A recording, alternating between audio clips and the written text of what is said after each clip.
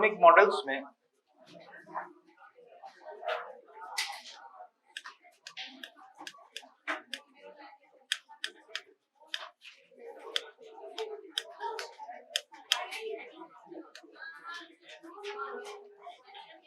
चुप हो जाओ नहीं तो निकाल दूंगा क्लास से बाहर, निकाल दूंगा पक्का।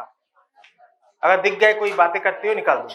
पहले कई बार कह रहा हूं 5 मिनट बीत चुके, चुप हो जाओ, चुप हो जाओ, चुप हो जाओ, बिल्कुल साइलेंट, बिल्कुल साइलेंट। बच्चों एटॉमिक मॉडल्स में रदरफोर्ड्स मॉडल,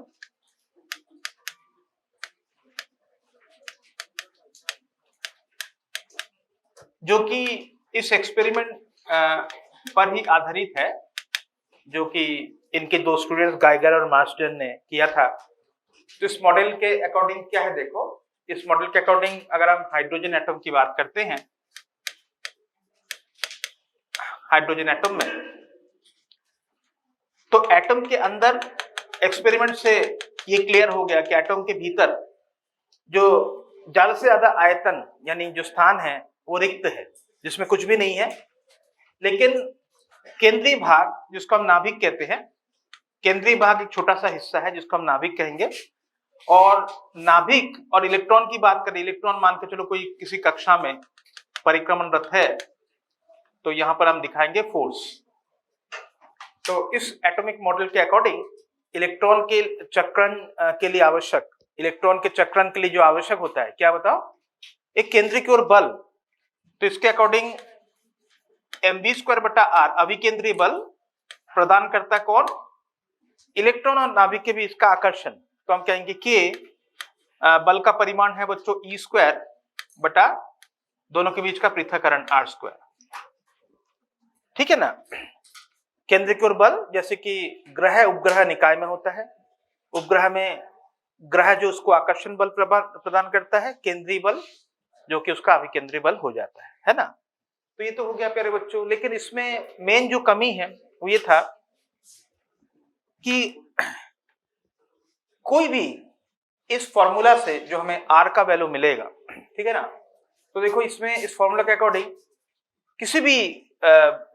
किसी भी कक्षा में इलेक्ट्रॉन परिक्रमणरत हो सकता है, उसके बारे में कोई प्रतिबंधता नहीं था। तो मेन इसमें बताया गया किसी भी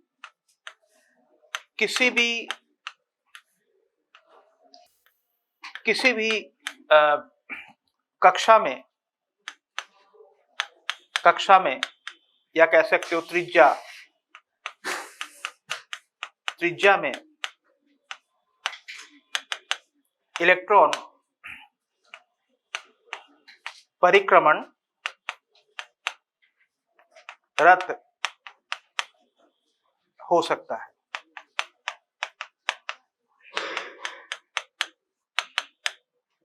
ठीक है। और इसमें जो त्रुटि है शायद आप जानते हैं, त्रुटि ये है कि अगर इलेक्ट्रॉन किसी भी कक्षा में परिक्रमणरत है, तो प्यारे बच्चों ये अगर नाभिक हुआ और ये मान के चलो इलेक्ट्रॉन जो कि वृत्तीय पथ में गतिमान है, और वृत्तीय पथ में हमेशा केंद्र की ओर एक त्वरण होता है जिसको हम अभिकेंद्री त्वरण कहते हैं। तो हम कहेंगे इलेक्ट्रॉन जो एक आवेशित कण है, आवेशित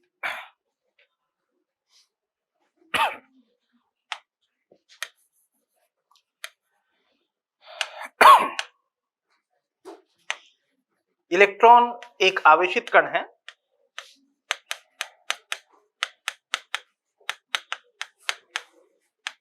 ठीक है ना। तो वृत्तीय गति के दौरान प्यारे बच्चों अगर ये त्वरित हुआ, और त्वरित होगा ही, त्वरित है, तो त्वरित आवेशित कण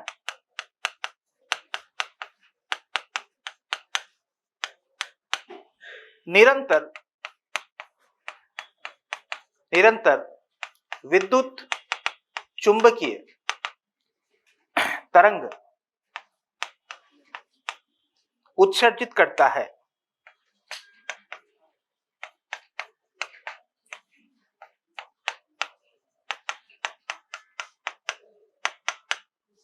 कोई भी मान के चलो एक चार्ज पार्टिकल है, अगर वो रेस्ट पर है तो कुछ नहीं करेगा, अगर वो एक समान चाल से गतिमान है तो वेग से गतिमान है तो कुछ नहीं करेगा। लेकिन बच्चों अगर वो किसी भी वक्र में गतिशील हो, देखो वक्री गति हमेशा त्वरित गति होता है, क्योंकि वक्र में क्या होता है, एक लंबवत दिशा में एक त्वरण होती है।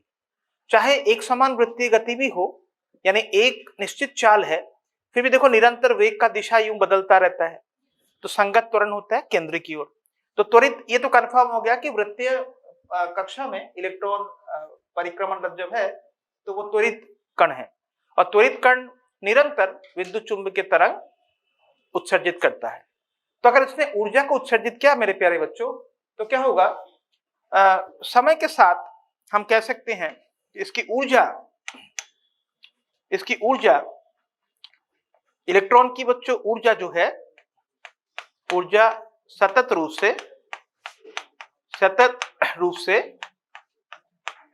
से कम होने लगेगा।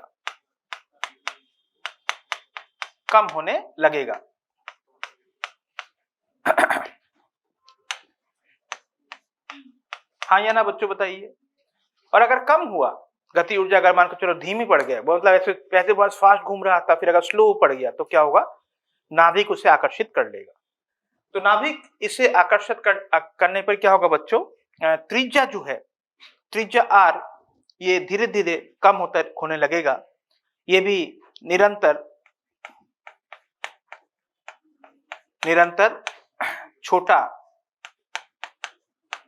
छोटा होने लगेगा।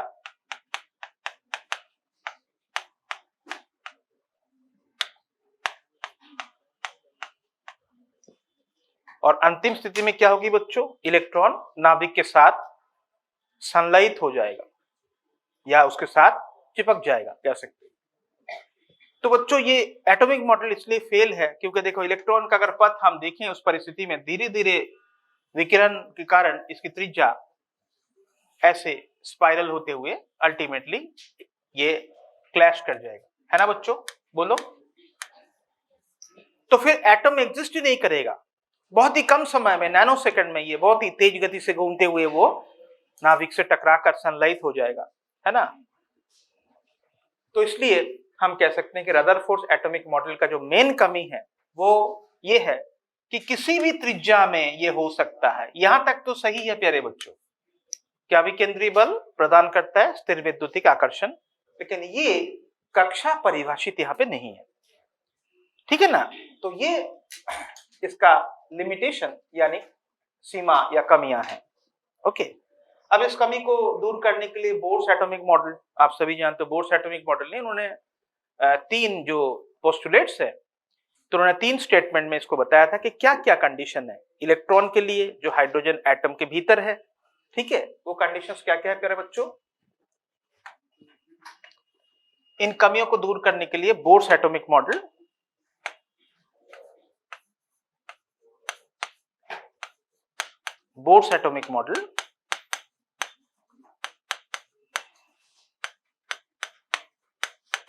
इसके 3 पोस्टुलेट्स या 3 कथन हम कह सकते हैं। देखो पहला कथन ये था कि इलेक्ट्रॉन केवल उसी अक्ष में परिक्रमणरत हो सकता है जहां उसकी ऊर्जा स्थिर हो, है ना। नियत ऊर्जा यानी नियत ऊर्जा वाले कक्षा में ही इलेक्ट्रॉन परिक्रमणरत हो सकता है। तो पहला कंडीशन ये था, इलेक्ट्रॉन केवल नियत ऊर्जा वाले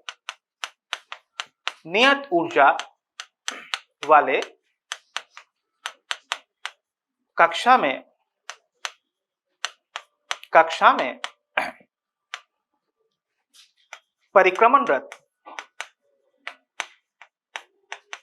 परिक्रमणरत हो सकता है।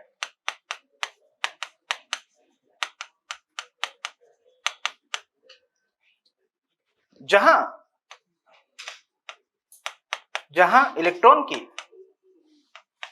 ऊर्जा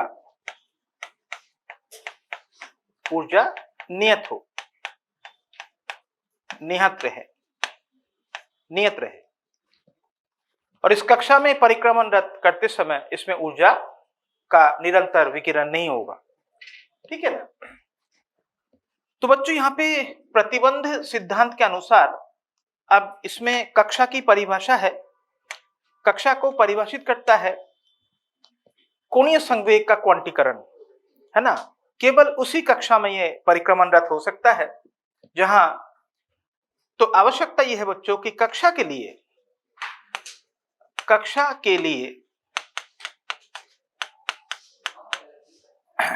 कोणीय संवेग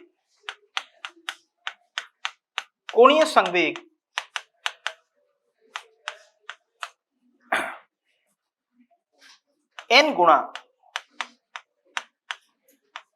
h/2 होना आवश्यक है।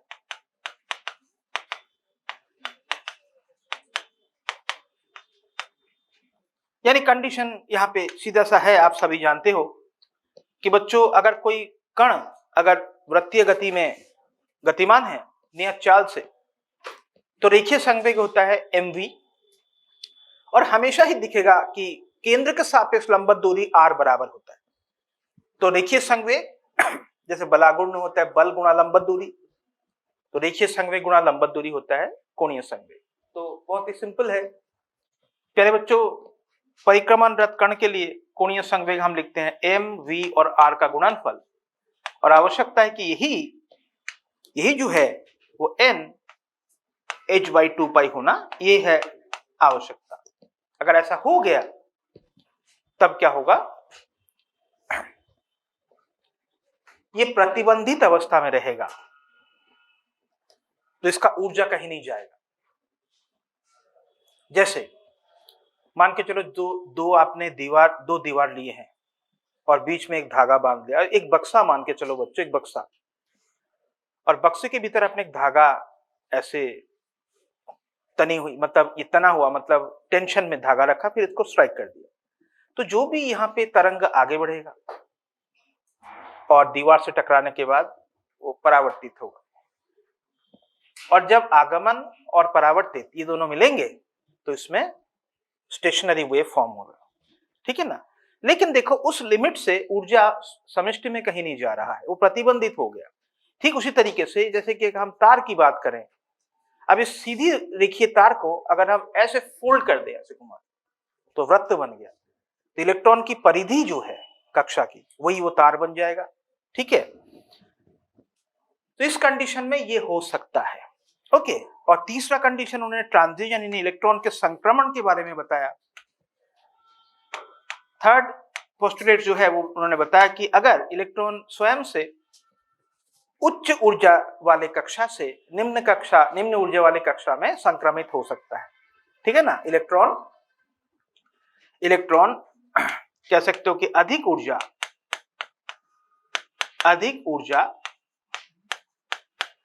वाले कक्षा से कम ऊर्जा वाले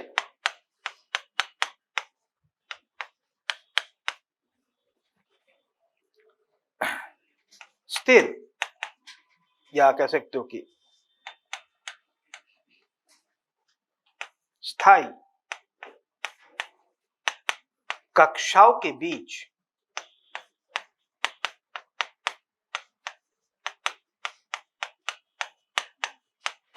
संक्रमित हो सकता है।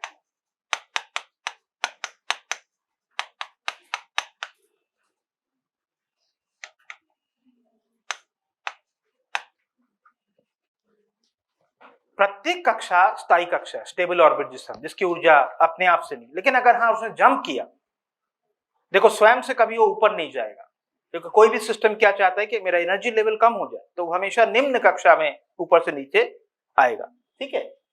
तो बच्चों आप सभी जानते हो कि इस पोस्टुलेट्स में लिखा हुआ है कि इस प्रकरण के दौरान क्या होगा, जो दोनों कक्षाओं के बीच का ऊर्जा अंतर है, यानी उच्च ऊर्जा माइनस निम्न ऊर्जा, ये hν या hc बाई लैम्डा का फोटोन उत्सर्जित करेगा, ये फोटोन उत्सर्जित करेगा, और फोटोन की ऊर्जा जो है वो ऊर्जाओं का अंतर के समान होगा। तो ये तीन मेन पोस्टुलेट्स हैं, ठीक है, एक तो स्टेबल ऑर्बिट यानी स्थायी कक्षा का परिभाषा जिसमें ऊर्जा निश्चित रहेगा, दूसरा है कि किस कक्षा में वो परिक्रमणरत हो सकता है, कंडीशन क्या है, और तीसरा है कि अगर संक्रमित हुआ तो क्या होगा।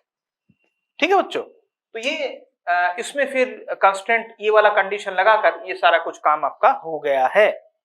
ओके, तो बच्चों बोर्स एटॉमिक मॉडल के अकॉर्डिंग बेसिकली देखो, बोर्स एटॉमिक मॉडल हमेशा ये कहता है कि ये एकल इलेक्ट्रॉन तंत्र के लिए होता है। एकल इलेक्ट्रॉन तंत्र यानी सिंगल इलेक्ट्रॉन सिस्टम, ये केवल एकल इलेक्ट्रॉन तंत्र के लिए ही प्रभावी है। मतलब केंद्र में एक आवेश होगा और एक ही इलेक्ट्रॉन परिक्रमणरत होनी चाहिए। जैसे कि हाइड्रोजन एटम, बच्चों हाइड्रोजन एटम के केंद्र पर एक प्रोटॉन होता है। हाइड्रोजन एटम का नाभिक मतलब अकेला प्रोटॉन समझो, हाइड्रोजन का नाभिक मतलब एक प्रोटॉन।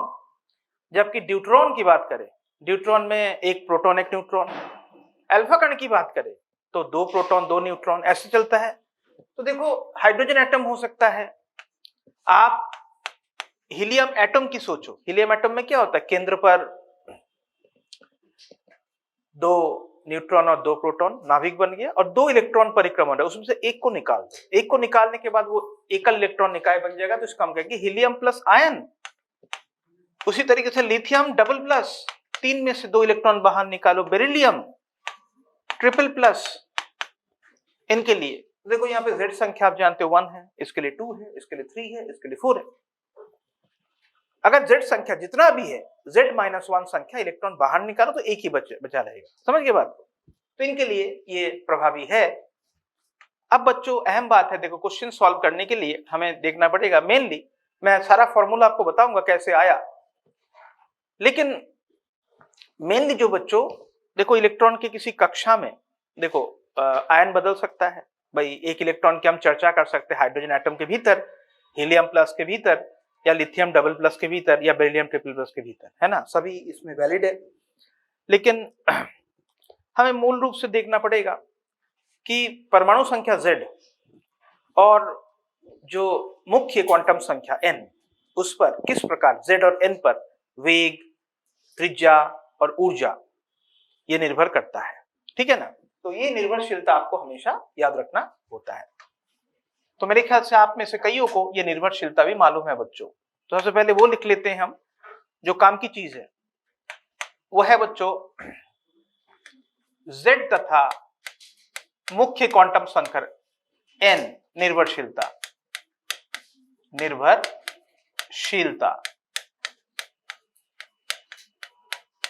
अलग अलग राशियों का। ठीक है, प्यारे बच्चों जरा रिकॉल करके बताइए कि किस प्रकार वेग निर्भर करता है, समान Z बटा n पे। त्रिज्या निर्भर करेगा प्यारे बच्चों n स्क्वायर बटा Z पर, जबकि ऊर्जा, कुल ऊर्जा इलेक्ट्रॉन की, वो निर्भर करेगा ऊपर Z स्क्वायर और नीचे n स्क्वायर पर। ये मुख्य रूप से ये तीन निर्भरशीलता, आपको डेरिवेशन याद ना रखो, पूरा फॉर्मूला याद ना रखो, लेकिन ये आपको जरूर याद रखना है। ठीक है, निर्भरशीलता। ठीक है, तो ये आया कहां से, पहली बात तो ये आया कहां से, देखो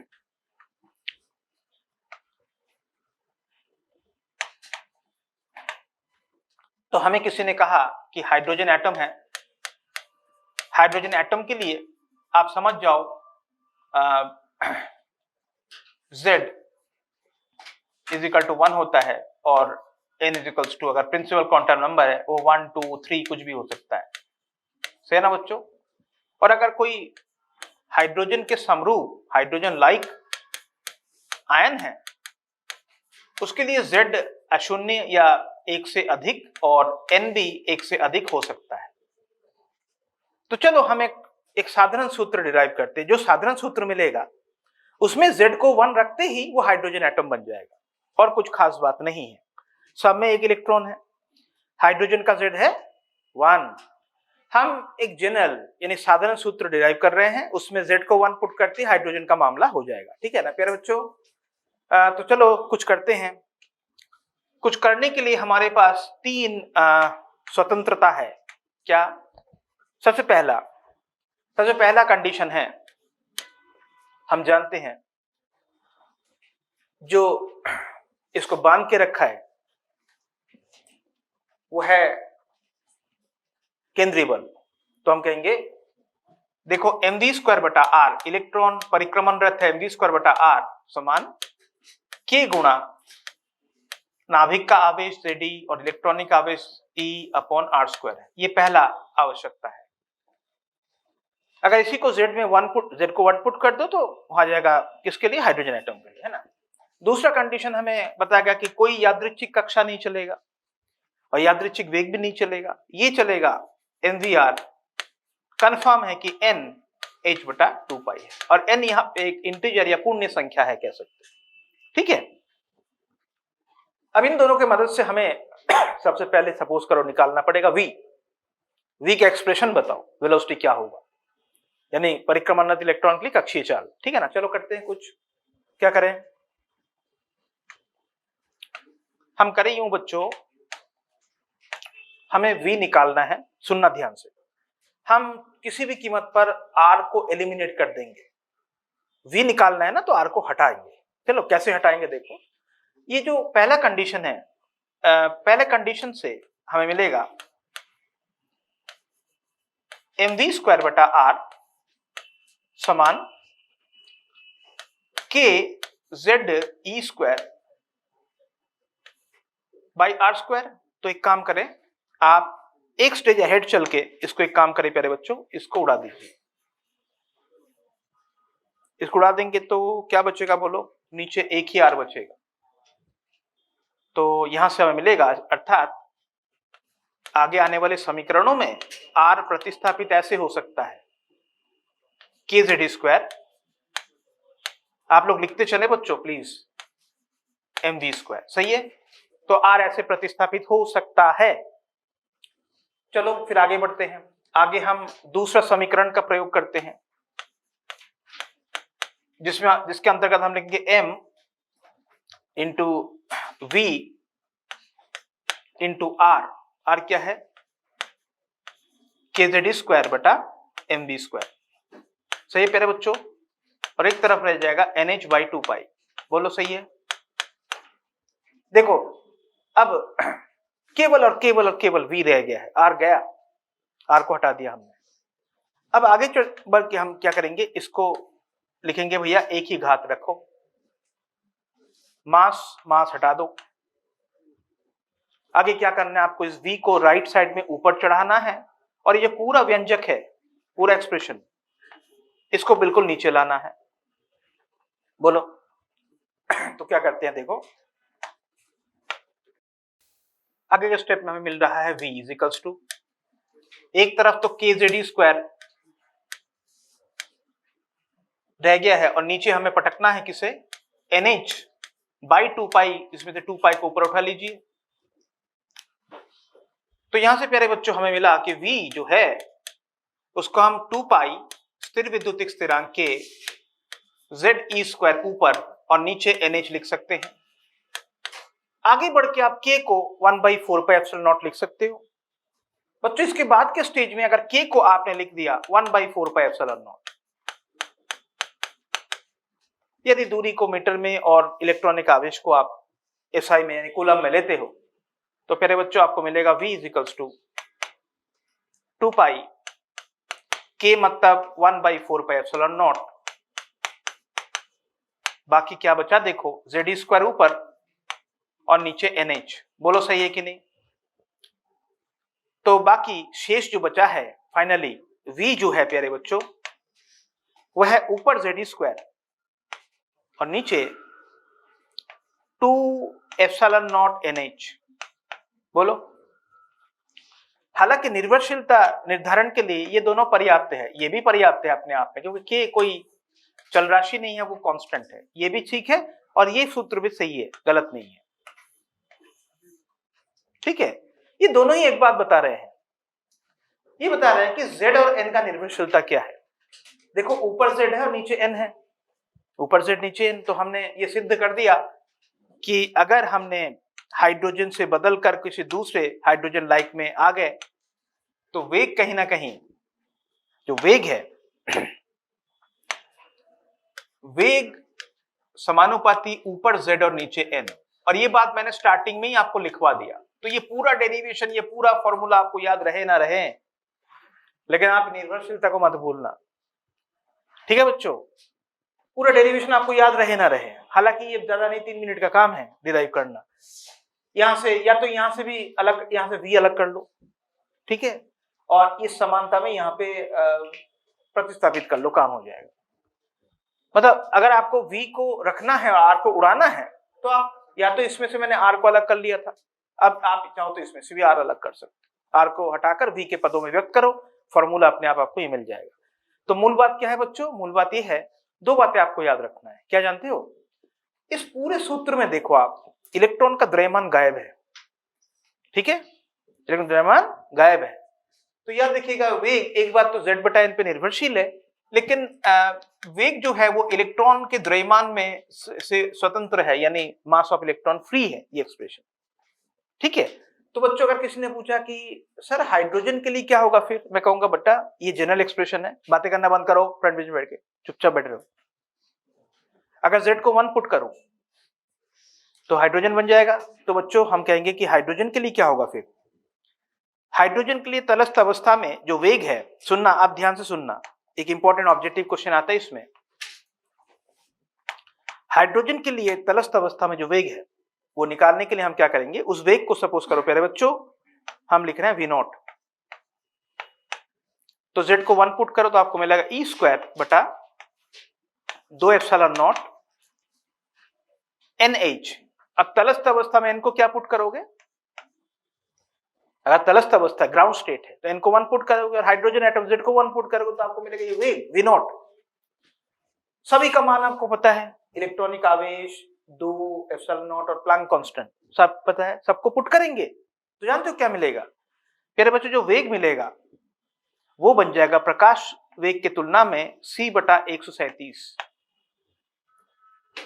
आपको याद रखना ही है। और इस अनुपात को या इस वेग को हम सूक्ष्म संरचना स्थिरांक कहते हैं, फाइन स्ट्रक्चर कांस्टेंट, सूक्ष्म संरचना स्थिरांक, सूक्ष्म स्थिरांक, इंग्लिश में कहते हैं फाइन स्ट्रक्चर कांस्टेंट। तो सूक्ष्म संरचना स्थिरांक क्या है बच्चों?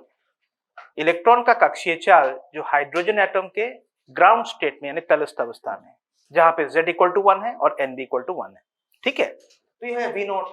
अब मान के चलो प्यारे बच्चों अगर हमने nz को बदल लिया तो क्या होगा?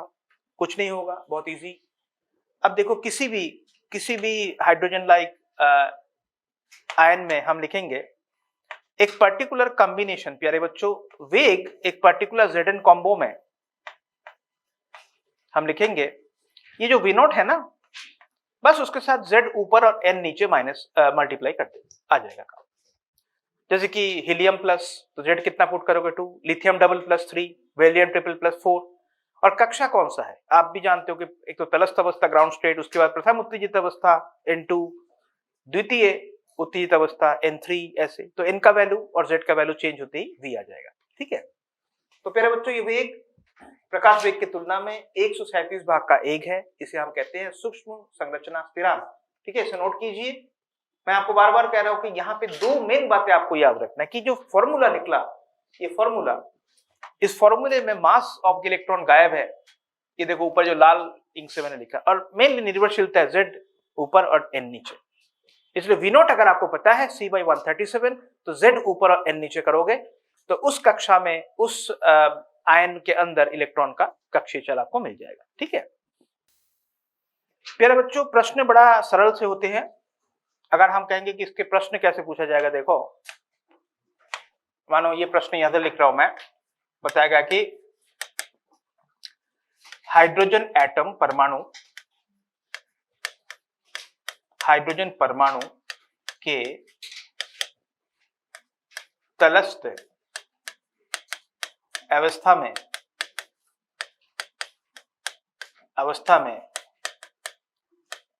इलेक्ट्रॉन की कक्षीय चाल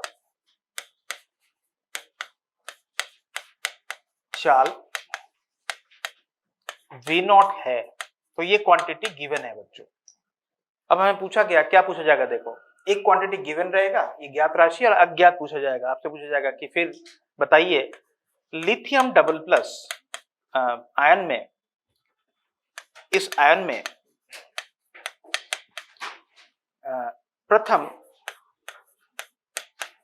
प्रथम उत्तेजित अवस्था के संगत वेग या चाल निरूपित कीजिए। अब इस निरूपण में बच्चों हमें चाल को बताना है ज्ञात राशि के पदों में, यानी v नॉट के पदों में। तो बड़ा सरल है, अभी अभी तुम लोग को मैंने बताया कि कोई नहीं, आपको याद रखना है प्यारे बच्चों z और n क्या है, और ऊपर z और नीचे n। तो आप कहोगे कि भाई सर ने बताया कि zn कॉम्बो के लिए हमें लिखना होता है v नॉट जो भी है ऊपर z और नीचे n, तो आप कहोगे v नॉट तो प्रदत्त है। अब z जो लिथियम डबल प्लस के लिए 3 लिखना चाहिए और प्रथम उत्तेजित अवस्था में हम इसको 2 लिखना चाहिए, बस 1.5 गुना हो जाएगा, ये आंसर है। 3/2 v नॉट या 1.5 गुना v नॉट। z लिखना है और n लिखना है। n कौन सा है, प्रथम उत्तेजित मतलब तरस्त से, n से ऊपर वाला। और अगर हम बात करें कि लिथियम डबल प्लस, यहाँ पे जितने प्लस दिखेंगे उससे एक जोड़कर लिखो, जानते ही हो आप, z इक्वल टू 3 रहेगा। हीलियम प्लस मतलब एक प्लस है तो डबल लिखना है, 2 लिखना है। लिथियम और अगर बेरिलियम ट्रिपल प्लस है तो 3 प्लस है तो बच्चों z को लिखना है 4। ठीक है, तो बड़ा सरल है। और अगर c के पदों में पूछा गया तो आप इससे क्या करना, इसको ये पुट कर लेना। ठीक है, तो प्यारे बच्चों अब बारी है, देखो v का सूत्र तो हमें मिल गया बहुत आराम से। क्या सूत्र मिला, Ze² बटा 2ε0 NH। चलो इसी को मान्यता देते हैं k को प्रतिस्थापित करने के बाद। ठीक है, अब हमें पूछा गया कि फिर r बताइए, त्रिज्या कैसे। तो हम कहेंगे कोई बड़ी बात नहीं, देखो अब हम r की बात करते हैं, त्रिज्या, कक्षीय त्रिज्या का त्रिज्या r। सही है, बहुत सरल है बच्चों, भाई mvr NH/2 तो होगा ही होगा, है ना। तो द्वितीय आवश्यकता के अनुसार mvr NH/2, ये तो है ही है। और हमें लकीली अभी तक हम v तक पहुंच चुके हैं, अब r निकालना है ना, तो बड़े आराम से हम कहेंगे r कितना है प्यारे बच्चों, NH ऊपर रहेगा, 2 रहेगा नीचे, और लेफ्ट हैंड साइड से जो पार्ट है वो आप इधर पट को नीचे ले आओ, तो नीचे आप लिखोगे mv। सही है ना, बोलो r। तो r कैसे निकाले बोलो, लिखेंगे बड़े आराम से, r आ गया ऊपर NH, नीचे 2πm, और v का व्युत्क्रम लिखना है। देखो v तो तैयार है बैठा, उसका व्युत्क्रम लिखें।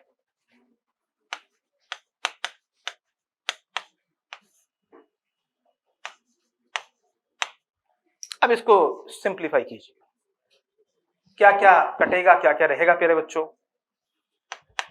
देखो ये 2 है ना, 2 और 2 कट गया, और कुछ बोलो, और कुछ नजर नहीं आ रहा है, ऊपर और नीचे से कैंसिल होने लायक। तो चलो फॉर्मूला की ओर हम बढ़े, शेष जो बचा है वो क्या है, देखो प्यारे बच्चों ऊपर n² जो हम उम्मीद कर ही रहे थे, क्योंकि हमने स्टार्टिंग में फॉर्मूला लिख लिया, नीचे πZme², बोलो।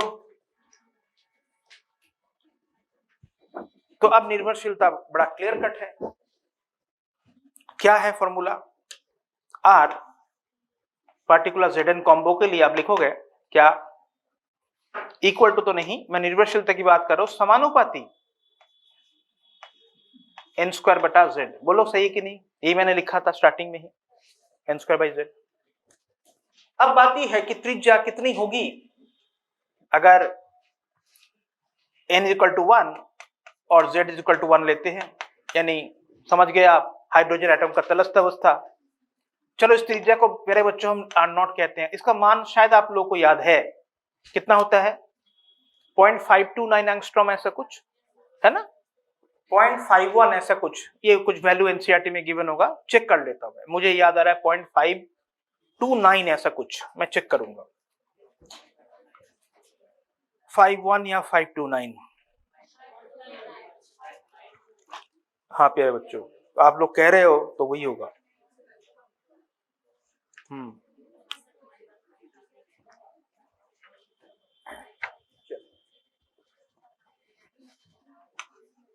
0.53 एंगस्ट्रॉम, 529 लगभग 0.53, ठीक है। तो किसी ने अगर पूछा कि बाकी किसी के लिए भी बताओ, अन्य के लिए बताओ, जैसे कि आपसे पूछा गया कि हीलियम प्लस में द्वितीय उत्तेजित अवस्था क्या होगा, तो प्यारे बच्चों यहां पर RZN अगर आपको निकालना है क्या करोगे, R0 तो है ही आपके पास, इनटू जो भी n²/z है उसको पुट कर लेना, बोलो ठीक है, इसको नोट कर लो, फिर हम इसका क्वेश्चन हल करते हैं।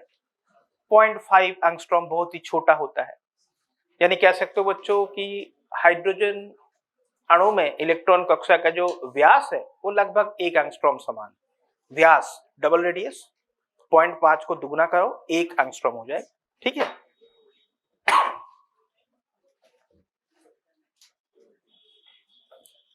तो दो अहम बातें आपको यहां पे याद रखना चाहिए कि एक तो n²/z है ही, लेकिन इस सूत्र में इलेक्ट्रॉन का द्रव्यमान उपस्थित है, देख रहे हो, तो यहां पर R जो है वो कहीं ना कहीं 1 इलेक्ट्रॉनिक द्रव्यमान है। एक्चुअली क्या ना, इलेक्ट्रॉन का प्रभावी द्रव्यमान बदलेगा, कब बदलेगा मैं आपको बताऊंगा, लेकिन वेग में नहीं था, इसमें है, समझ रहे हो, त्रिज्या में बदलाव है, देखो मतलब m के साथ m अगर प्रभावी बदल गया तो बदल जाएगा, ठीक है। चलो आगे बढ़ते हैं मेरे बच्चों, आगे एक बहुत ही सरल प्रश्न है। सरल प्रश्न यह है कि हमें पूछा गया क्वेश्चन में हीलियम प्लस आप समझ गया Z कितना है, और द्वितीय उत्तेजित अवस्था, द्वितीय उत्तेजित, बातें करना बंद प्यारे बच्चों, अवस्था। आप लिए वादा किया था कि नए साल में हम सिर्फ और सिर्फ फोकस करेंगे कि सिलेक्शन के लिए, और बिल्कुल बातें नहीं करेंगे, तो चलो वही करते हैं नए साल में नए जोश के साथ, है ना। तो बच्चों इसको निकालते हैं, आप मुझे बताओ कि हीलियम प्लस देखते ही आप क्या कहोगे, बोलो। आप कहोगे सर इसमें Z जो है ना वो 2 है, और आप जिस कक्षा में पूछ रहे हो द्वितीय कक्षा नहीं, द्वितीय उत्तेजित कक्षा, तो n को मुझे 3 पुट करना चाहिए, हाँ या ना प्यारे बच्चों। आपके सामने फॉर्मूला तैयार है, तो आप कहोगे R जो हमें चाहिए यहाँ पे R0 मालूम है, इंटू n² अर्थात 3 का स्क्वायर ऊपर और नीचे Z यानी 2, बच्चों 4.5 यानी 9/2 हो जाएगा, 9/2 लगभग हम 0.53 करें तो जो वैल्यू आएगा वो इसकी कक्षीय त्रिज्या होगी, 4.5 गुणा, अगर 0.5 के लगभग माने तो 4.5 से मल्टीप्लाई कर लो, तो 2.3 एंगस्ट्रॉम के अराउंड आएगा, है कि नहीं, 2.25। चलो ये हो गया। तो निर्भरशीलता और मास है कि नहीं है उसको याद रखना जरूरी है। अब हम बात करते हैं प्यारे बच्चों, हमारे पास दोनों ही फॉर्मूले हैं, वेग का भी फॉर्मूला है और इसका भी फॉर्मूला है, त्रिज्या का भी। तो प्यारे बच्चों हम इलेक्ट्रॉन की ऊर्जा की बात करें, इलेक्ट्रॉन की ऊर्जाओं के बारे में बातें करना बंद प्यारे बच्चों।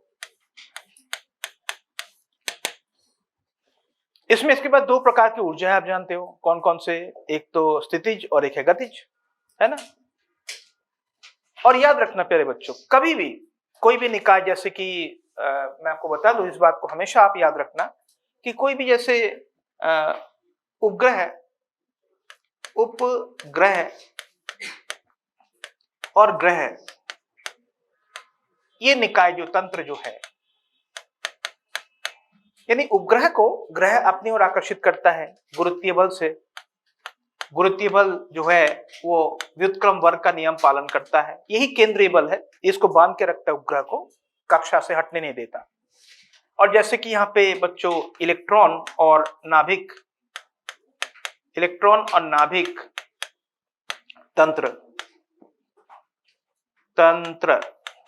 इसमें भी आकर्षी बल होता है इलेक्ट्रोस्टैटिक, जो कि व्युत्क्रम वर्ग का पालन करता है।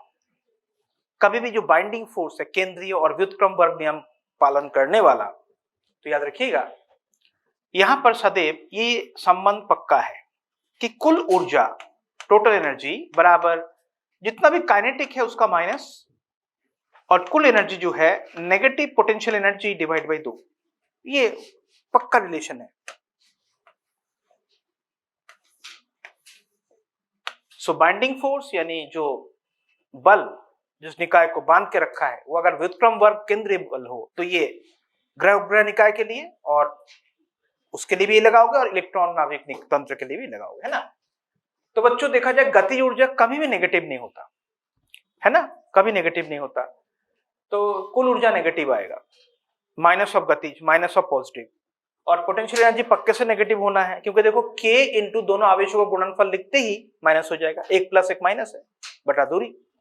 तो प्यारे बच्चों चलो ऊर्जा के बारे में हम सोचते हैं, ठीक है ना। ऊर्जा के बारे में सोचे, अगर आपके पास त्रिज्या का सूत्र है या वेग का सूत्र है तो काम हो जाएगा। कैसे देखो, चलो हम बात करते हैं परिक्रमणरत इलेक्ट्रॉन के लिए, हम बात करते हैं गतिज ऊर्जा, गतिजनित या गतिज ऊर्जा। चलो इसको मैं k लिखता हूं, तो मैं k लिखूंगा बड़े आराम से, हाफ m इंटू जो भी कक्षीय चाल है उसका स्क्वायर, है ना। तो कक्षीय चाल का क्या फॉर्मूला आया था प्यारे बच्चों, बोलो। हाफ इंटू m, कक्षीय चाल का फॉर्मूला क्या आया था बोलो।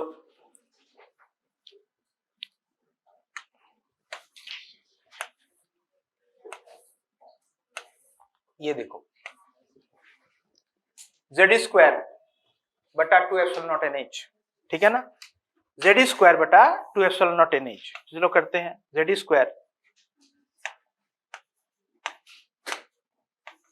2 एप्सिलॉन नॉट NH, इसको लिखने से नहीं चलेगा, इसको स्क्वायर करना पड़ेगा, हाँ या ना। ठीक है, अच्छी बात है। तो पहले बच्चों हम पहुंच रहे हैं गतिज ऊर्जा तक। देखो क्या क्या है, हाफ m है, अब इसको स्क्वायर करके लिखते हैं। चलो z स्क्वायर ऊपर बच्चों e की घात 4 और नीचे 2 का स्क्वायर 4, एप्सिलॉन नहीं एप्सिलॉन का स्क्वायर, n स्क्वायर और प्लैंक नियतांक का स्क्वायर, सही है। अब इसको सिंप्लीफाई करने की कोशिश किया जाए। मेरे ख्याल से कुछ भी ऊपर नीचे से कैंसलेशन के लिए तैयार नहीं है, तो गतिज ऊर्जा आ गया है बच्चों mz स्क्वायर ऊपर और e की घात 4 भी ऊपर और नीचे 8 epsilon not square n square h square. वैसे तो बच्चों को याद रहता है ये फॉर्मूला एनर्जी का, लेकिन मेनली मैं कहना चाहता हूं 2 इंपॉर्टेंट पॉइंट। आप देखो, अगर ऊर्जा का गति ऊर्जा का निर्भरशीलता की बात करें तो ऊपर z स्क्वायर नीचे n स्क्वायर है, हाँ या ना। तो गतिज मिलते ही इस संबंध से सारा कुछ सामने आ जाएगा, खेल खत्म हो जाएगा। क्या क्या, इससे पता चलेगा हमें गतिज तो आ गया, तो अर्थात ये देखो इसका संबंध क्या है। आपको u चाहिए ना, आप इन दोनों के समानता से देखो। आप कहोगे कि अगर u चाहिए मुझे तो मुझे -2k लिखना पड़ेगा, ठीक है, -2k। तो इसी एक्सप्रेशन को -2 से मल्टीप्लाई करें तो आपको मिलेगा -mz square z square e4 4। तो मॉड्यूलस में यानी परिमाण में ये डबल है, लेकिन साइन माइनस आ गया, ठीक है। अब कोई पूछे हमें कुल ऊर्जा कितना है, कुल ऊर्जा अगर बच्चों आप इनको जोड़ेंगे भी या तो डायरेक्टली ये लगाएंगे भैया k से k के सामने माइनस पटक दो, काम हो जाएगा। तो k आपके पास तैयार है, सामने माइनस साइन लगा दो, सामने माइनस लगा दिया, बाकी जो k है वो लिख लिया।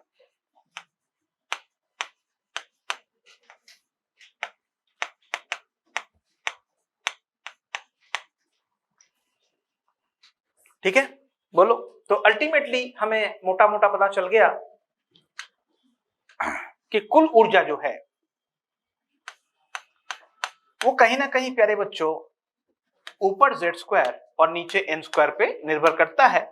और देखिए यहाँ पे एनर्जी जो है कहीं ना कहीं एक मास उसमें है, ऊपर एक मास का एक्सप्रेशन है। किसके पास नहीं था? वेग के पास नहीं था, त्रिज्या के पास था नीचे, और ऊर्जा के पास ऊपर मास है। और z और n का डिपेंडेंस वेग के लिए z बटा n, त्रिज्या के लिए n² बटा z, और ऊर्जा के लिए ऊपर z² नीचे n²। कम से कम ये तीन याद रखना, ठीक है ना। आप प्यारे बच्चों, किसी ने पूछा आपसे कि बताइए हाइड्रोजन एटम और तलस्थ अवस्था, इलेक्ट्रॉन हाइड्रोजन एटम में है, अर्थात समझ जाओ z को 1 पुट करना है, और ग्राउंड स्टेट तलस्थ अवस्था। प्यारे बच्चों, ग्राउंड स्टेट मतलब आप समझते हो ना, n = 1, तो दोनों को पुट करें तो ऊर्जा हमें मिलेगा, इस ऊर्जा को सपोज मैं E0 कहता हूं, तो z² को 1 लिखो, n² को 1 लिखो प्यारे बच्चों, आपको मिलेगा माइनस, ऊपर m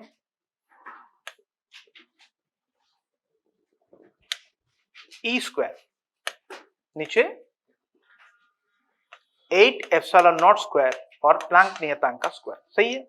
इस ऊर्जा का वैल्यू क्या है आप सभी जानते हो, बोलो। अगर जूल में ना लिख के इलेक्ट्रॉन वोल्ट में व्यक्त करें तो हमें मिलेगा माइनस 13.6 eV। ये तो जानते हो आप। तो प्यारे बच्चों, ग्राउंड स्टेट में अगर कोई आपसे देखो ये वाला वैल्यू अगर, तो इन तीनों के वैल्यूज क्या लिखोगे ग्राउंड स्टेट में? कुल ऊर्जा है -13.6, और गतिज चाहिए तो इसी को प्लस कर देना, और अगर स्थितिज चाहिए तो इसी को डबल कर देना, -27.2। ठीक है ना। तो कुल ऊर्जा तो E0 आ गया। ध्यान रखना कि कुल ऊर्जा अगर मिले उसको डबल करते स्थितिज आ जाएगा, और उसी के सामने प्लस साइन पटक दो तो गतिज आ जाएगा। ठीक है ना। तो प्यारे बच्चों, बहुत इजीली आप क्या ये संबंध लिख सकते हो कि energy as a function of z and n, हम लिखेंगे बड़े आराम से E0 -13.6 इंटू ऊपर z² और नीचे n²। बोलो। देखो E0 अपने आप में नेगेटिव है। जैसे आप हाई ऑर्बिट में जाओगे ऊपर, तो 1/n² नीचे वाला भाग बड़ा होता जाएगा, बढ़ जाएगा, यानी इसका परिमाण कम हो जाएगा। लेकिन देखो इससे सामने नेगेटिव था। आप मुझे बताओ -10, -5 और -2 में सबसे बड़ा -2 ही हुआ ना, या उसका परिमाण सबसे छोटा है, लेकिन माइनस साइन है, तो माइनस में जो कम परिमाण का है वो सबसे बड़ा होता है कि नहीं। तो ये है बच्चों कुछ रिजल्ट्स डिस्कशन से ये आ गया। अब आप इलेक्ट्रॉन ट्रांजिशन में जानते हो कि अच्छा, और एक मैं आपको स्टेज पे मास मैंने हमेशा क्यों ध्यान दिया उसके बारे में आपको बताना चाहता हूं। बेसिकली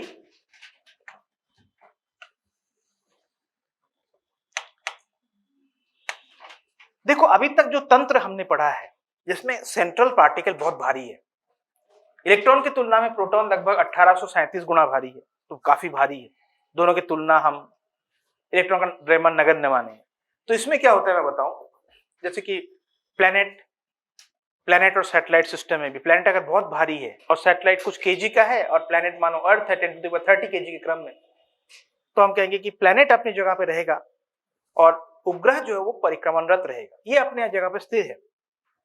लेकिन अगर दोनों तुल्य हो जाए तो बच्चों इनका परिक्रमण क्या हुआ, द्रव्यमान केंद्र के चारों ओर होगी। मतलब ये बड़ा पार्टिकल है ना, वो भी घूमेगा ऐसे, छोटा पार्टिकल तेजी से ऐसे घूमेगा। समझ रहे हो। तो इसमें क्या होगा, पहले क्या था, ये स्थिर था और ये घूम रहा था। अब क्या होगा, दोनों घूमेंगे लेकिन ये छोटे चक्कर लगाएगा त्रिज्या और ये बड़े चक्कर लगाएगा। ओके। तो उस परिस्थिति में याद रखना, अगर केंद्रीय कण, ये बहुत इंपॉर्टेंट क्वेश्चन है, सुन लो ध्यान से। अगर केंद्रीय कण यानी नाभिक इलेक्ट्रॉन के द्रव्यमान का तुल्य बन गया, तुल्य बन गया, तो हमें जहां जहां द्रव्यमान आया था वहां वहां हमें बच्चों रिड्यूस्ड मास प्रूव करना है। अब रिड्यूस्ड मास क्या है, दोनों के गुणनफल बटा दोनों का योगफल। ये जैसे मैं आपको बताऊं, कॉमनली आज दो ही क्वेश्चन होते हैं, मैं आपको बता देता हूं। एक तो electron and positron system, electron positron system. बच्चों इसका मास भी m है, इसका मास भी m है। अब केंद्रीय कण बन गया, देखो कौन बताओ, पॉजिट्रॉन, और ये इलेक्ट्रॉन इसके चारों ओर परिक्रमणरत करनी चाहिए। अब स्थिर नहीं बैठेगा, ये कहेगा मेरा भी मास तो उतना ही है तुम्हारी जैसा। तो चलो एक काम करते हैं, हम दोनों क्या करते हैं, हमारे जो द्रव्यमान केंद्र है जो कि हम दोनों के बीचों बीच है, ये देखो हम दोनों ही चक्कर लगाते हैं, तो होगा क्या बच्चों, ये भी चक्कर लगाने लगेगा और ये भी चक्कर लगाने लगेगा। तो अब परिस्थिति ऐसी होगी, केंद्रीय पार्टिकल स्थिर नहीं बैठेगा। अब इस तंत्र के लिए अगर कोई पूछे एनर्जी कितना है, तो आपको तुरंत याद आएगा ये बिल्कुल हाइड्रोजन एटम जैसा ही था आवेश के दृष्टिकोण से, लेकिन मास के दृष्टिकोण से बदल गया। तो प्यारे बच्चों आप तुरंत निकाल लेना म्यू कितना है, द्रव्यमानों के गुणनफल बटा द्रव्यमानों का योग। तो आपको प्रभावी इलेक्ट्रॉन का द्रव्यमान मिलेगा m/2। कौन था जो द्रव्यमान से स्वतंत्र था, वेग, तो उसमें फर्क नहीं पड़ेगा, लेकिन कौन बिगड़ेगा बताओ, त्रिज्या में नीचे था ना बच्चों, है ना, त्रिज्या में नीचे था। तो ये हाइड्रोजन कक्षा की त्रिज्या की तुलना में इसमें जो त्रिज्या है, क्या कहते हो आप, डबल हो जाना चाहिए, उसमें नीचे था ना। और जहां तक ऊर्जा है, ऊर्जा में ऊपर था ये निकाय की ऊर्जा में। अब इस परिक्रमणरत इलेक्ट्रॉन की ऊर्जा में देखी जाए तो ये आधे से मल्टीप्लाई हो, पहले m जब था तब -13.6, जब m/2 लिखोगे तो आधा कर दोगे ना, ठीक है। और एक सिस्टम है, मैं आपको बताऊं, एक तो इलेक्ट्रॉन पॉजिट्रॉन सिस्टम और एक है, दो ही क्वेश्चन पूछे जाते हैं मैंने देखा अभी तक, और आपको कोई भी अज्ञात पार्टिकल बताया जाएगा ना बच्चों, आपको उसके मास दिया रहेगा। जैसे कि एक होता है इलेक्ट्रॉन और म्यूऑन सिस्टम। आप कहोगे सर म्यूऑन के बारे में तो आपने पढ़ाया नहीं, मैं कहूंगा बच्चा कोई जरूरत नहीं है, वो आपको स्वयं बता देंगे कि ये m है और इसका द्रव्यमान 209 गुणा m है, समझ गया। और इस तंत्र के लिए हो या इस तंत्र के लिए आपको रिडबर्ग कांस्टेंट पूछा जाएगा, रिडबर्ग नियतांक। तो देखेंगे हम रिडबर्ग नियतांक में भी, क्योंकि ऊर्जा में ही है ना m, रिडबर्ग नियतांक में भी m आएगा, समझ रहे हो। तो मेरे बच्चों याद रखना कि यहां पे क्या करना चाहिए हमें बताओ, यहां पे क्या होगा, देखो 209 गुणा जो भारी है, ये 209 गुणा, और ये बारीक इलेक्ट्रॉन। अब द्रव्यमान केंद्र कहां उम्मीद करोगे आप, द्रव्यमान केंद्र इसके बहुत ही समीप होगा कि नहीं बताओ, द्रव्यमान केंद्र हमेशा भारी पार्ट की ओर होती है।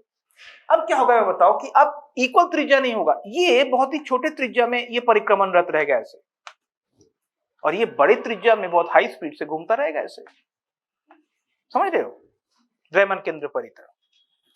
तो चीजें बदल जाएगी, लेकिन इसमें प्रभावी द्रव्यमान आप समझ ही सकते हो कि क्या लिखना है। द्रव्यमान का गुणनफल और योग से आपको मिलेगा 209/210 m, तो सामान्य छोटा हो जाएगा प्रभावी द्रव्यमान, समझ रहे हो, m × 209 m बटा m + 209, तो 209 ऊपर नीचे 210 होगा, सामान्य प्रभावी द्रव्यमान कम हो जाए इलेक्ट्रॉन, ठीक है। तो ये याद रखिएगा। बोलो कौन नहीं चेंज होगा बताओ, जिस एक्सप्रेशन में मास से द्रव्यमान से स्वतंत्र है, कौन है वो है वेग, ठीक है।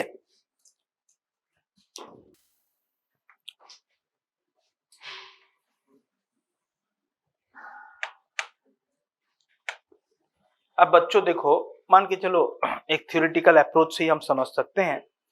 मान के चलो पूछा गया कि रिडबर्ग कांस्टेंट में क्या क्या होता है, रिडबर्ग कांस्टेंट है क्या, रिडबर्ग कांस्टेंट क्या होता है।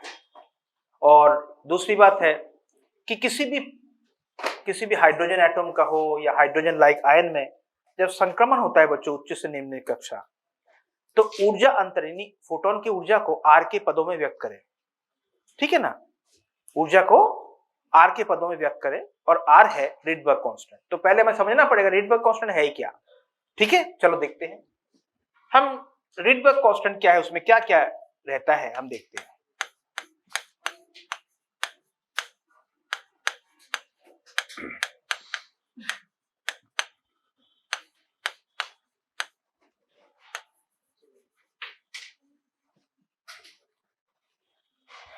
प्यारे बच्चों, तरंग संख्या, तरंगों की संख्या नहीं, तरंग संख्या लैम्डा बार क्या होता है? प्रति इकाई दूरी तरंगों की संख्या, प्रति इकाई दूरी तरंगों की संख्या, तो लैम्डा बार होता है। तो लिखा जाता है कि देखो 1/लैम्डा हाइड्रोजन के संक्रमण के संगत सामने आर लिखना होता है और ब्रैकेट के भीतर 1 छोटे n का स्क्वायर माइनस 1 माइनस बड़े n का स्क्वायर, है ना? केमिस्ट्री में भी आप पढ़ते हो एटॉमिक स्ट्रक्चर में। तो ये फॉर्मूला वैलिड किसके लिए है? ये हाइड्रोजन एटम के लिए है। इसी से परिभाषित होता है रिडबर्ग कांस्टेंट। ओके, तो चलो हम कोशिश करते हैं। क्या है? सबसे पहले सुनो ध्यान से। अभी हमने ऊर्जा लिखा था, बोलो ऊर्जा का एक्सप्रेशन क्या है? ऊर्जा का एक्सप्रेशन था बच्चों, सामने माइनस, ऊपर z² me4 और नीचे 8 epsilon not square n² h²। यही था ना बच्चों इन जनरल ऊर्जा का एक्सप्रेशन। अब जैसे ही हम कहेंगे हाइड्रोजन एटम के लिए क्या होगा, तुरंत आपको Z से मुक्ति मिल जाएगी, Z1। तो हाइड्रोजन एटम के लिए किसी भी nth कक्षा में ऊर्जा को लिखोगे माइनस me4 और नीचे 8 एप्सिलॉन स्क्वायर n² h²। सही है बच्चों? बोलो ठीक है, अच्छी बात है। अब हाइड्रोजन एटम में सुनो ध्यान से, हाइड्रोजन एटम में हम मान रहे हैं, हाइड्रोजन एटम में बच्चों मान के चलो उच्च स्तर यानी N2 से बड़ा, N2 बड़ा से N1 छोटा, ये संक्रमित हो रही है इलेक्ट्रॉन। ठीक है, तो कहां ऊर्जा बड़ा होगा? ऑब्वियस ही बात है, जो N2 बड़ा होगा। ठीक है, अच्छी बात है। तो अगर हम ऊर्जा का अंतर लिखें, ऊर्जा का अंतर लिखें तो हम कहेंगे ऊर्जा का अंतर कितना है?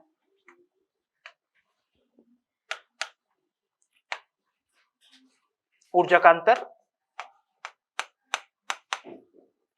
हमें मिलेगा, दोनों के सामने माइनस साइन को ध्यान से लिखना है तब जाके हमें मिलेगा, बाकी सारी चीजें तो सामने आ जाएगा बच्चों।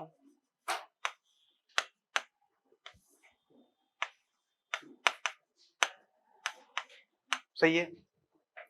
ब्रैकेट के अंदर जो है आपको मिलेगा 1 छोटे का स्क्वायर माइनस 1 बड़े मुख्य क्वांटम संख्या का स्क्वायर। तो यहां तक हम पहुंच गए, डेल्टा ई तक हम जानते हैं कि यही है उत्सर्जित फोटोन की ऊर्जा ईपी, और ईपी आप जानते हो hc/लैम्डा। तो अगले स्टेज में हम लिखेंगे hc/लैम्डा बराबर ये ऊर्जा,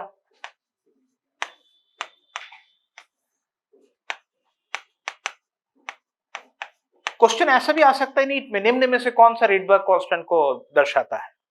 फॉर्मूला डायरेक्ट है ना।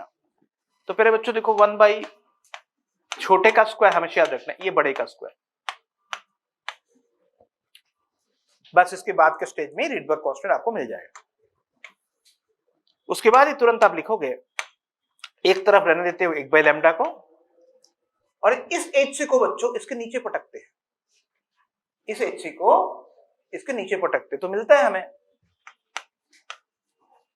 me4 बटा 8 एप्सिलॉन नॉट स्क्वायर h³ और ब्रैकेट के अंदर जो है सो है।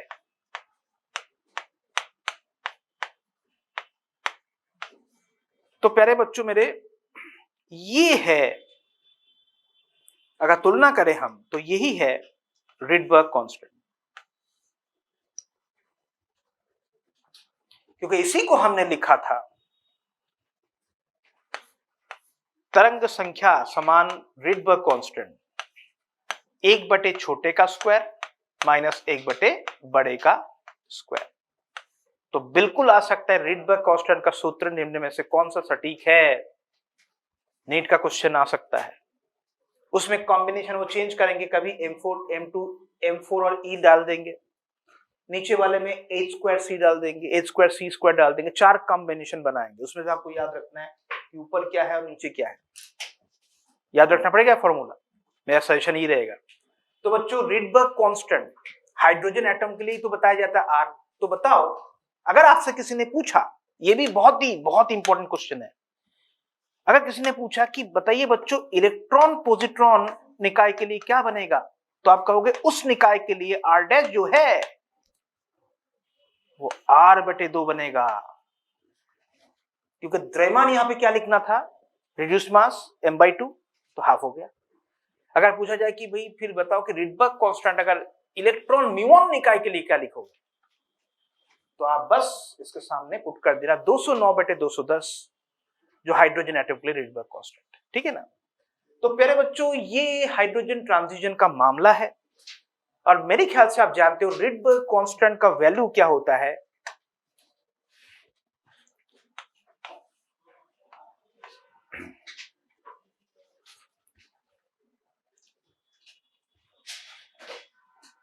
वन 1.03 10⁻⁷ मीटर-1। तो सर ये तो पढ़ा नहीं था हमने कुछ और पढ़ा था। हमने तो सर पढ़ा था 1.097 10⁻⁷ मीटर-1। तो बच्चों इसमें भी एनसीईआरटी में 2 लाइन में लिखा हुआ है। बताओ आपको, अगर ये जो मिला हमें, ये फॉर्मूला देख रहे हो, इसमें सभी के मान बारीकी से हम पुट करें तो हमें ये वैल्यू मिलता है, ठीक है, ये थ्योरेटिकल वैल्यू। लेकिन एक्सपेरिमेंट में जब हाइड्रोजन का हम लाइमैन श्रेणी देखते हैं, जिस लाइमैन श्रेणी में प्रथम रेखा, समझ रहे हो, उससे जब आकलन करते हैं तो ये मिलता है। तो ये एक्सपेरिमेंटली वेरीफाइड वैल्यू है, ये थ्योरेटिकल वैल्यू, मतलब इन सभी वैल्यूज को डालोगे तो वो मिलेगा। They are almost in match, मतलब लगभग करीब है दोनों। तो इसलिए हम कहेंगे ये याद रखना, ये थ्योरेटिकल वैल्यू और ये एक्सपेरिमेंटल वैल्यू याद रहे। एनसीईआरटी में लिखा हुआ है 2 लाइन, उसको अंडरलाइन कीजिएगा जरूर। लेकिन बच्चों मैं जब स्टूडेंट था मेरे को एक बहुत बड़ा कंफ्यूजन होता था, पता है, इसको याद रखने में बहुत दिक्कत होती थी। क्यों? 1.097 तुरंत याद हो जाता है। अब मन में ये चलता था कि ये 10⁻⁷ है या -7, हमेशा किसी भी स्टूडेंट के मन में ये चलता है।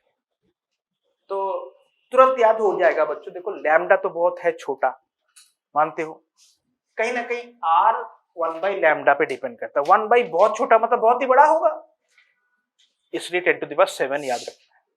मीटर-1 क्यों हुआ बच्चों? ये तो संख्या है, इसका विमा क्या है? कुछ नहीं, इसकी जो भी विमा है 1/λ का उतना ही एसआई मात्रक या विमा होगा। तो 1/λ का एसआई मात्रक क्या है भाई? लैम्डा हम लिखते हैं एंगस्ट्रॉम में है, नैनोमीटर में है, एसआई मात्रक क्या है? लंबाई का मीटर में है, तो मीटर-1, ठीक है, ओके, अच्छी बात है।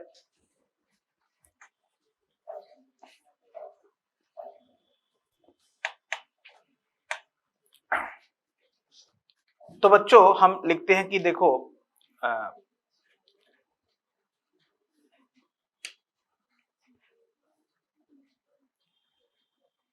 जो ट्रांजिशन एनर्जी,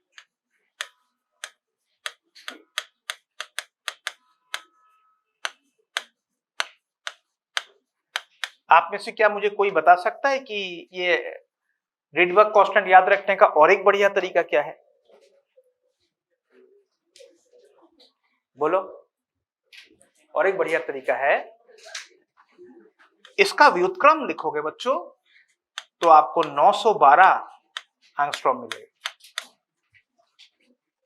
ये ज्यादा प्रभावी वैल्यू है, ये ज्यादा अच्छी तरीके से आपको क्वेश्चन सॉल्व करवा देगा। क्या? आर नहीं, 1/r जो है वो 912 एंगस्ट्रॉम होता है, ठीक है। तो फिर बच्चों ट्रांजिशन एनर्जी, सबसे पहले हम बात करें हाइड्रोजन एटम में ट्रांजिशन क्या हुआ। सुनना ध्यान से,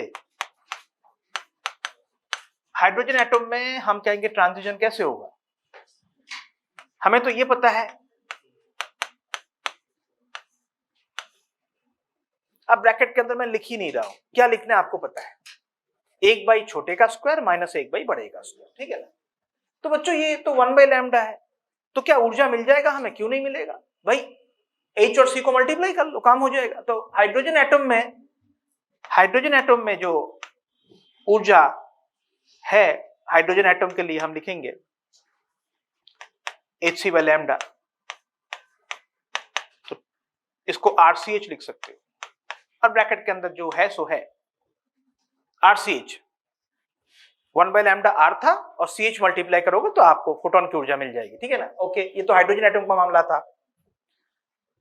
तो भाई साहब ये बताओ फिर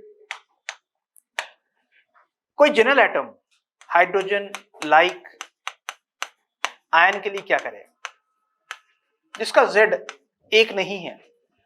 कुछ नहीं करना है भाई, ये R जो कहीं ना कहीं ऊर्जा से संबंधित है, तो हमने क्या उड़ाया था, Z² को 1 लिख दिया था ना, अब इसमें Z² प्रतिस्थापित कर दो।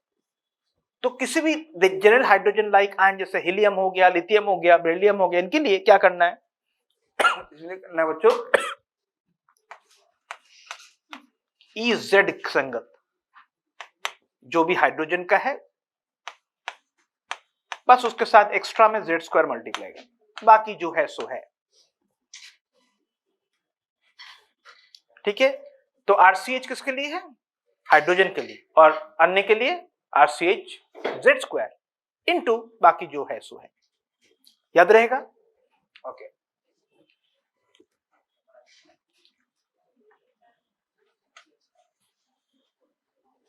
तो चलो एक बहुत ही सरल सा प्रश्न पूछ रहा हूं कि हमें प्रश्न ये पूछा गया है, देखो बच्चों, सपोज करो हीलियम प्लस के लिए, हीलियम प्लस आयन के लिए, ठीक है, हीलियम प्लस आयन है जिसमें संक्रमण 3 से लेकर 2 के बीच हो रहा है।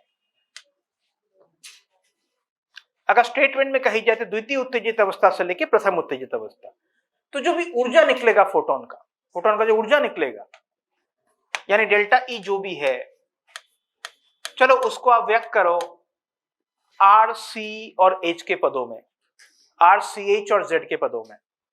तो आपको इसको व्यक्त करना है as a function of RCH&Z। तो क्या आएगा बताओ, बहुत सरल है, इसमें ही पुट कर दो, RCH² लिख देना और इसमें, और RCH के पदों में व्यक्त करो, फिर Z भी नहीं, Z तो आपको मालूम ही है, ये भी उड़ा दो, RCH के पदों में व्यक्त करें, कितना ट्रांजिशन में ऊर्जा निकलेगा, ठीक है। क्या करना चाहिए बच्चों, हम कहेंगे अभी अभी सर ने बताया EZ इक्वल टू हमें क्या करना है, RCH Z², ब्रैकेट के अंदर 1/, छोटे का स्क्वायर माइनस 1/, बड़े का स्क्वायर। तो यहां पे जो मामला है, Z तो साफ नजर आ रहा है 2 है, और ट्रांजिशन भी दिख गया बच्चों, छोटा बड़ा दिख गया, तो वैल्यूज पुट करते हैं। तो कहेंगे चलो ऊर्जा R बच्चों, C बच्चों, H बच्चों, Z² को आप लिखोगे 4 हो, बताओ 2 का स्क्वायर 4, 2 का स्क्वायर 4, ब्रैकेट के अंदर 1/, छोटे का स्क्वायर 4 माइनस 1/, बड़े का स्क्वायर 9, बोलो सही है। आगे बच गया RCH, और मेरे हिसाब से नीचे 36, ऊपर क्या 9 - 5, 9 - 4 5, तो क्या करें 5/9,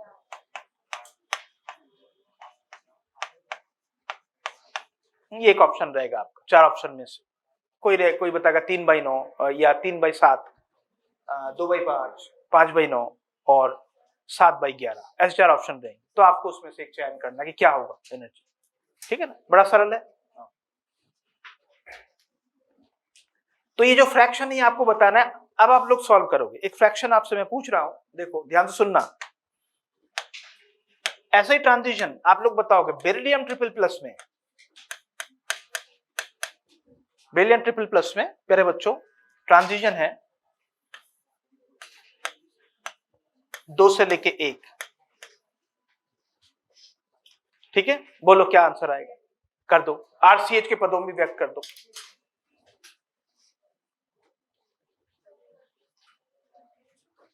बोलो लिखो RCH, Z² में क्या लिखना है प्यारे बच्चों, 4 का स्क्वायर लिखना है, क्यों, 3 पॉजिटिव है ना, तो 1 बढ़ा के लिखो, इतना तो मालूम है आपको, आयन में जितना भी प्लस चार्ज होता है बस उसमें Z संख्या 1 बड़ा होगा, तो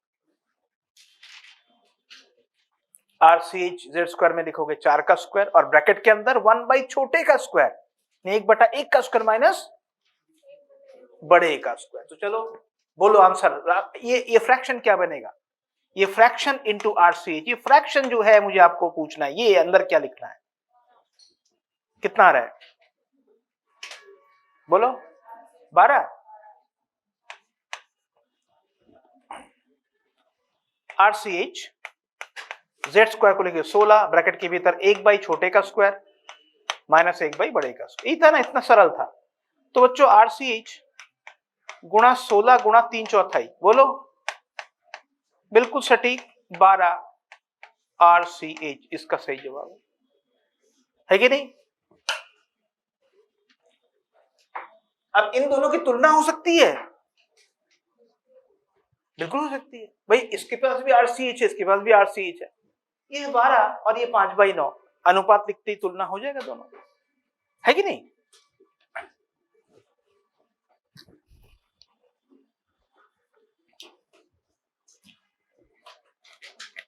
जैसे आप लोगों ने केमिस्ट्री में पढ़ा है ना, केमिस्ट्री में पढ़े तो हो, नहीं पढ़े हो?